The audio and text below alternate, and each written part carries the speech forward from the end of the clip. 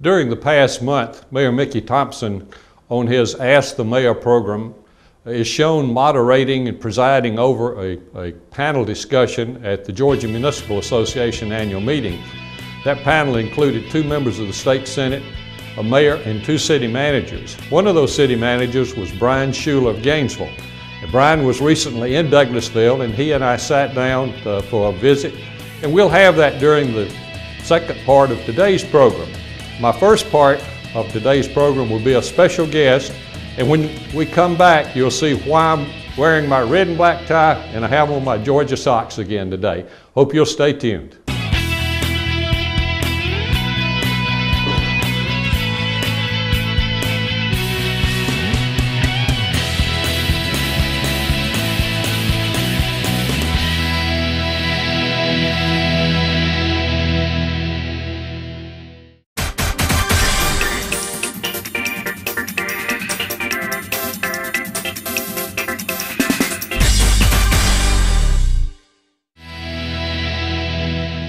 Welcome to another edition of On the Agenda. A few weeks ago, my special guest on the agenda was Vince Dooley, former athletic director and head football coach at the University of Georgia.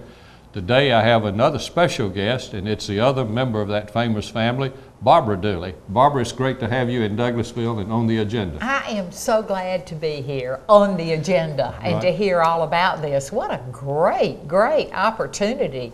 Almost 24/7 in Douglasville, Georgia. That's right. Can't beat that. That's right, and we're glad you're a part of it.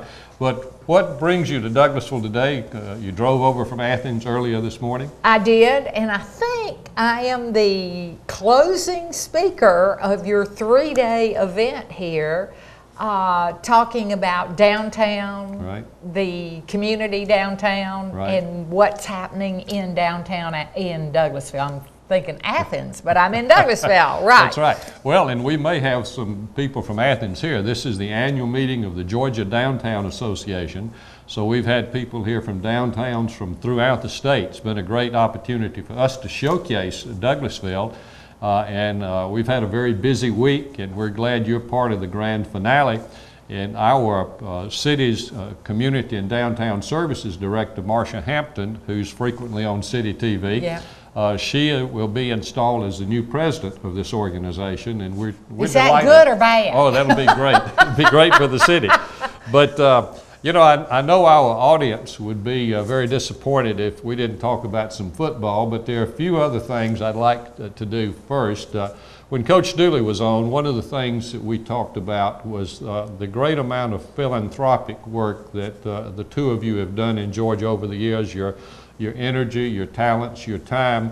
Tell us about some of the things you've been involved in recently. Well, right now we are really involved in the adults with disability movement. In fact, we've been chairing this. We have a grandson with cerebral palsy, and we know how important it is for people like this to get help, especially in their adult years. He is only 15 right now, but we foresee the time when he's 18 and he wants to do what his brother does and go to college and be on his own and drive a car. He can't do this. There are so many adults that would benefit from help, and so that's the big thing that we're into now. I'm into my hospital work in Athens. Right. I'm also on the board of our Athens Technical School. So I spend a lot of time volunteering. Right. And Vince and I have both felt that we have never given as much as we receive. All right. Well, I know that you and your husband have done a great deal in many different charitable activities over the years. About a year and a half ago, my wife was diagnosed with cancer, and of course we've been living with that during that time, and she's a real trooper. But I know that you've had to deal with that, and you've taken that situation and turned it into something that's really been of benefit to many people. Would you tell us about that? Well, you know, I've been involved with cancer. I was diagnosed with breast cancer. And then, you know, I've often said Vince could not stand all the attention I was getting, so he got throat cancer. But he didn't have to have the chemo. Right. Chemo is so bad, Right. and I was so afraid of it. Right. But I had more fun with it because I was bald as I could be, didn't have a hair on my body. And I decided that I was going to fulfill my fantasies. And I became a blonde on Monday, a redhead on Tuesday, a brunette on Wednesday, and I had names for all my wigs. And look at me, now I'm a blonde. I would have never done this Right. had I not had cancer. But cancer is something that I don't think you ever get over. It's still, every time I go to the doctor, I kind of hold my breath Right. till he says, you know, you're okay. It's been 3 years, almost 3 years now, and I will never forget the day that I got the news, you have cancer. Mm-hmm. It's almost like somebody hits you in the stomach and you go, it can't be. Right. I don't feel bad.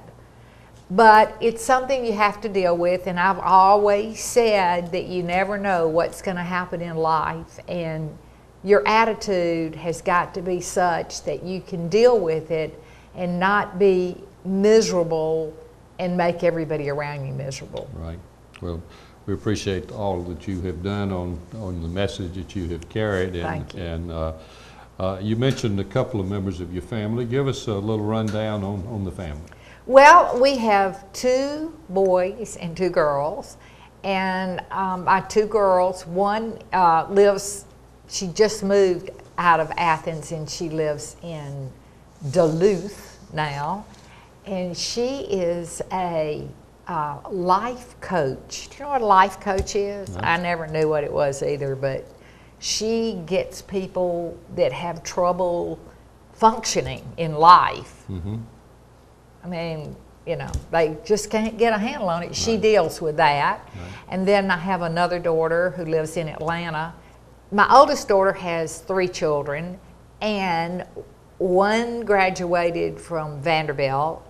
One is at Alabama, the little twerp right now, and the other one is in high school in Duluth. And Right. then my other daughter has 3 boys in Atlanta, and they're at Westminster. Then I have a son in Athens, and he has 2 boys. One good football player. The other one has got cerebral palsy Right. and severe cerebral palsy. Right. But he's the funniest. He can talk, which sometimes I go, Matthew, hush. But he can't feed himself, he can't walk. But he's just fabulous, a fabulous kid. And then we have a son who went to Virginia, became a lawyer, quit after 1 year, and he's now a head coach at Louisiana Tech. Right. And I'm fuming with him because what a stupid profession. He's killing me. Well, I know as being a coach's wife all these years that you've had a unique burden to bear. When I talked with Coach Dooley a few weeks ago, I was aware that one way that he kind of, I guess, relieved pressure was his gardening. Now, what's your perspective on his gardening activities? I would say that a mistress would be cheaper. But it does keep him out of the house. He loves his garden. Right. Let me tell you. And I no longer do anything in the yard. I used to plant little things and piddle, but when he took over, he doesn't do anything a little. He's intense. Right. So that's just, okay, it's yours. Right. Well, you may have given up gardening, but I know that you've been involved in so many things in time, not only a wife and a mother, but I know you've been a writer, a speaker. You're here today speaking. You've been a political candidate. You've been in real estate. So just tell us some comments about these things. I have said when I die, I want my tombstone to say, she tried it all. I don't want anybody to say, you know what, she didn't do a thing. My children think I'm a nut, and I'm pretty close to that. But you know what, I have loved everything I've done. I can't imagine not doing. Right. I don't play golf. I used to play tennis, but I don't do that anymore. My body has not kept up with my brain, so it has really kind of slowed down in that area. I just have to have goals. I have to be able to say, okay, today I got this done, and I feel really good about it. Right, right. Now, when Coach Dooley was here, of course, he had some of the books that he had written, but he also had the book that you had written. And he said, don't believe a word. He did tell people that. It's true. Right. But my wife and I bought a copy and for Jane, and she and I both have just cracked up really reading some of the things you have in there. So that's a great book. Any story or two from that you'd like to share with us? No, I'm not going to give away my stories for free.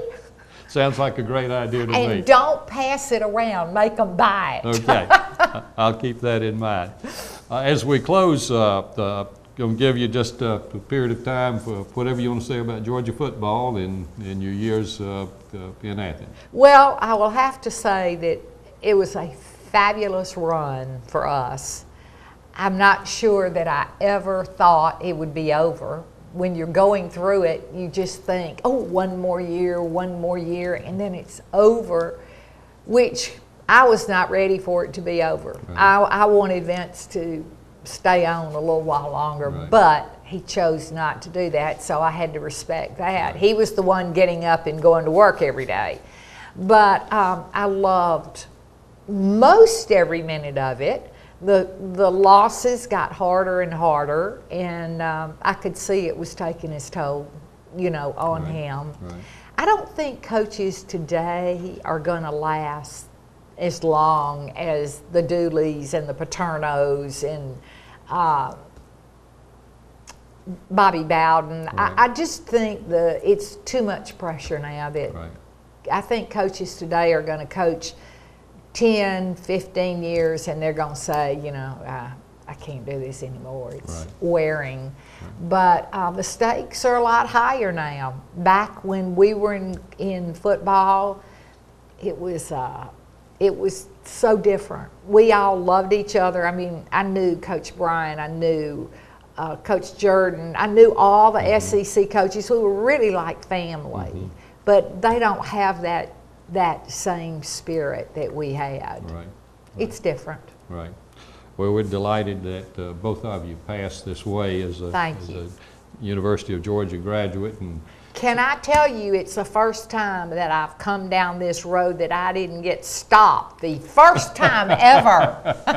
Well, we're delighted and hope that's true on the way home. I do also. Too. Any closing words for our viewers this morning? No, just thank you for letting me be a part of Douglasville. It's a beautiful city. I've never really been here except to just pass on the way to Birmingham. Right. So I'm thrilled to be here, and I'm thrilled to be a part of this event. Thank you. Well, it's delighted to have had you today. And to our viewers, when we come back, I'll be talking with Bryan Shuler, City Manager in Gainesville. Hope you will stay tuned.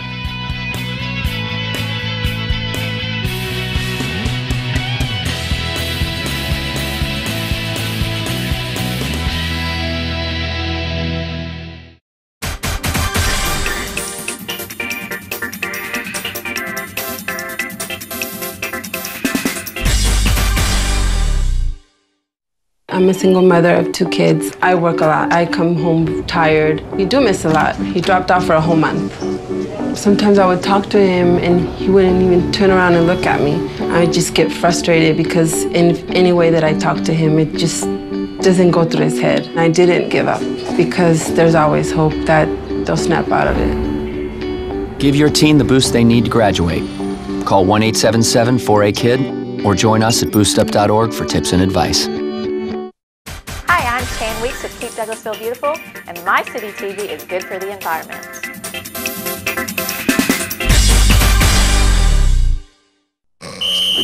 Inactive activities on a glorious day. Huh? Let's get out there and play! Sweet.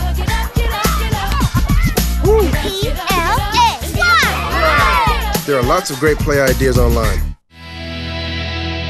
My second guest on today's edition of On the Agenda is Bryan Shuler, who's the city manager in Gainesville. Bryan, it's great to have you in Douglasville. Thank you very much, Bill. We appreciate your hospitality having us today. Right. I know that, of course, you're very active in the Georgia Municipal Association in Gainesville, as we are here in Douglasville. The Georgia Municipal Association, of course, is our professional organization for municipal government in Georgia, more than 535 members, including Gainesville and Douglasville. And of course, you and Mayor Thompson both are on the GMA Board of Directors. The mayor, until he rotated off from being a policy committee chairman, had been the chairman, I think, of the Government Operations Committee. You're the current chairman of Revenue and Finance Policy Committee. Tell us about serving on the GMA Board of Directors and being the chairman of one of the 6 policy committees. I feel very fortunate to have the opportunity to serve in that position, and I've been in that for about a year and a half now. It exposes us to a lot of good information that helps better manage our city and keep current on legislative affairs. And of course, serving with your mayor, Mickey Thompson, has been a real pleasure. He added a lot of value to both the Legislative Policy Council and in his role as chairman of his policy committee and the board of directors. Right. And I know that during the legislative session, you mentioned the Legislative Policy Council. I know you have a weekly briefing of each other and talk about what's going on in the legislature. But on these policy committees, there are 6 of them. You are the only staff member to be the chairman. And of course, Revenue and Finance being a very important committee, but I think it certainly says a lot about you and your work that you've done as a city manager. There are 4 mayors, 1 council member, and 1 city manager that's the chairman of these committees. You're the city managers. But tell us about the Revenue and Finance Policy Committee and some of the things that it has been focusing on. Well, obviously in the last legislative session, tax policy and tax reform was a major topic. So a lot of our work was on examining the legislation that was being proposed by our legislature, and unfortunately having to critique a lot of it and trying to beat back a lot of legislation that would have had very negative consequences on cities and counties and school systems in our state. Right. And I know recently Paul Radford, who's the deputy director of GMA, was on the mayor's program here on City TV talking about some of the issues from this past session. Of course, now we're in the interim, but I know that there's a lot going on. As you look at the Revenue and Finance Policy Committee, of course, we recently had the GMA annual meeting. What's your committee doing at this time really to get ready for the 2009 session? Right. What all of the membership of GMA, and particularly the board and the policy committees, are trying to do during this period in between sessions is to work very closely with our legislators. There's a lot of new legislators, there's a lot that may not fully understand the challenges that cities and local governments face in providing services to our citizens, fully understand our revenue structure, our expenditure plans. So we want to spend time, and we're encouraging every city in our state to spend time working with their legislators, bringing them in, maybe touring facilities, explaining the role of local government, explaining the services that we provide, and so that they're more informed when they go back into the next session and understand the consequences of some of the proposals that they may see. Right. And I know from Douglasville standpoint, and I'm sure Gainesville standpoint and the other cities, that some of the proposals from the recent legislative session, the 2008 session, would have been devastating for us from a revenue standpoint as you look at some of the proposals that were being really GMA with school boards and the county commissioners certainly pushing against those because of the impact they would have had. But I know another area that your committee is focused on is the point of sale. Tell our viewers about what is the point of sale and what's the importance of that to cities. Well, obviously, sales taxes are a very important revenue source for municipalities and counties in our state. And the point of sale debate is trying to recognize that where that sales tax is generated, where that revenue is generated, and who should benefit most from it. I know in our city, and I'm sure in yours, we are a major retail center for our county, but we get a very small percentage of the sales taxes because it's distributed based on population. Yet probably over half, at least, of the retail sales occur in our city. That creates a lot of demands for services in our city, additional police protection, additional public works, traffic control, etc. So we want to make sure that we've got the right data in point of sale so that we can have a fair discussion about the impacts of retail and the need to fairly divide revenues and understand the economic benefits of the retail in our community. Right. Well, I know here in Douglasville, we're delighted that your committee is paying attention to that because we have Arbor Place Mall that's of course, one of the largest regional malls in the state. And at the moment of that part of the sales tax which comes back to Douglas County, the Douglas County government gets almost 80% of it. We get about 20% of it, even though we estimate that between 70 and 75% of the sales tax actually is collected by businesses that are physically located inside the city of Douglasville. And I know that we've all been frustrated by the State Department of Revenue not being able to get information to us, and any hope that we have that they may do a better job in the next year or so? Well, that's obviously been a focus in a lot of discussions, and I think even legislators, state legislators, feel some frustration in that regard. And that's another benefit of the point of sale data, to bring the Department of Revenue more into the 20th or 21st century with respect to technology, and to be able to report in a fair and timely fashion to our governments in receipt of our sales taxes. Right. And of course, your committee will have its work cut out for it over the next few months on dealing with various revenue finance issues that impact local governments, and things taking place under the Gold Dome as well as in city halls all over the state.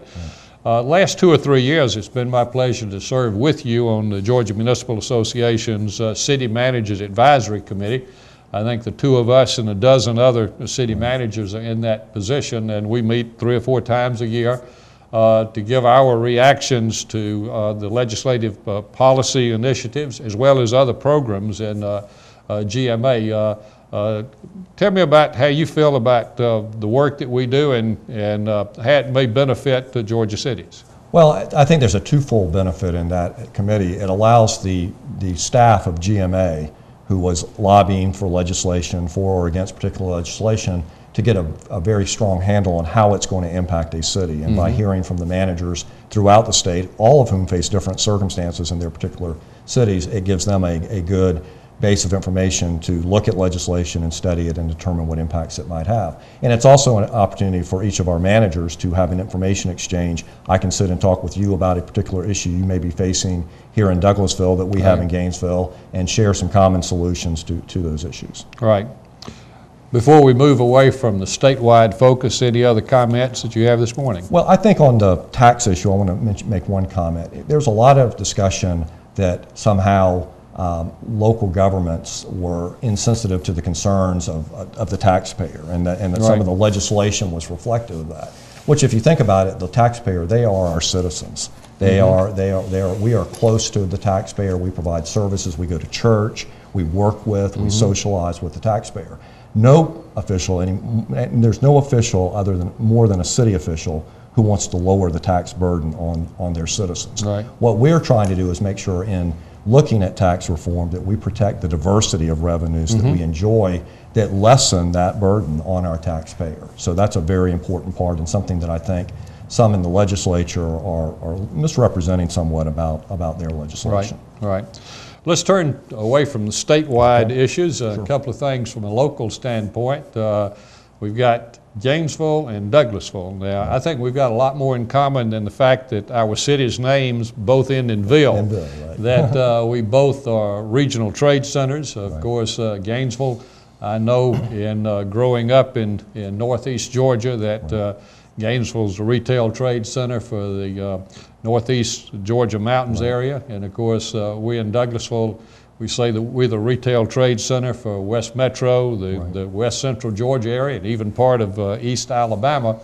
And that's why the point of sales information is so important, as you mentioned. But you know, I think that our cities are very much alike in a lot of ways. We do have some differences. About a year ago, I was in your city. We had a group that came up to look at your Convention and Visitors Bureau.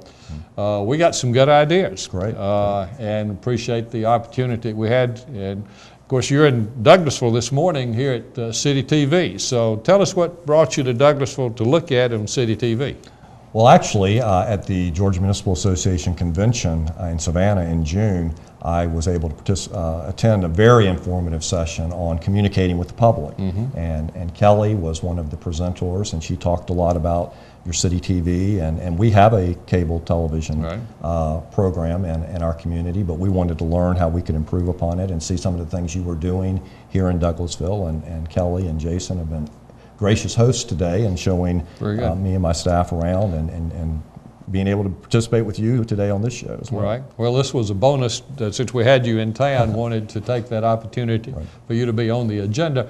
But before we close, I visited Gainesville as I was growing up, and I've been back many times as an adult. But tell me a little bit about, our viewers, a little bit about Gainesville and also about your role as city manager there. Okay. Well, Gainesville is, most people associate Lake Lanier and Gainesville together, and obviously Lake Lanier is a very important part of our city from a recreational, a water supply, and an economic standpoint. But Gainesville, as you mentioned, is also a regional trade center, large retail presence, diversified industrial base. We're also known as the poultry capital of the world. And that is a major part of our economy, but we have a number of other international companies in the automotive industry and others, major distribution centers. But probably the most growing part of our economy right now is actually our medical community. Northeast Georgia Medical Center, which serves really a 4-state area, is really booming, building a lot of new facilities, a new patient tower, new emergency rooms, and the city as a whole is continuing to grow. We're about 35,000 citizens now, and about a 3 to 4% annual rate of growth. Right, very good. And I know that keeps you busy as city manager because we're much like that also. We're probably about 33,000 and growing probably about that same rate. But any closing thoughts for our viewers today? Well, we're just happy to have this chance to be with you. I've enjoyed working with you and through GMA, and particularly with Mickey. He and I have served on several committees together, and it's been a pleasure to serve. And again, we appreciate your hospitality. We want to spend a little time while we're here after this to tour around the city and see what other things you have to offer. Good. Bryan, appreciate you being with me this morning. And to our viewers, thank you for being with us on today's edition of On the Agenda.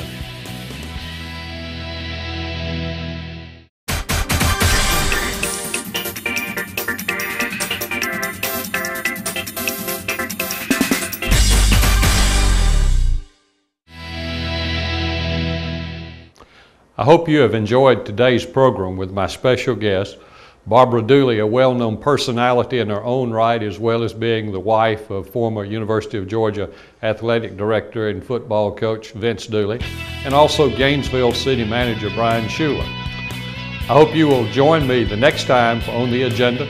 Until that time, have a great day.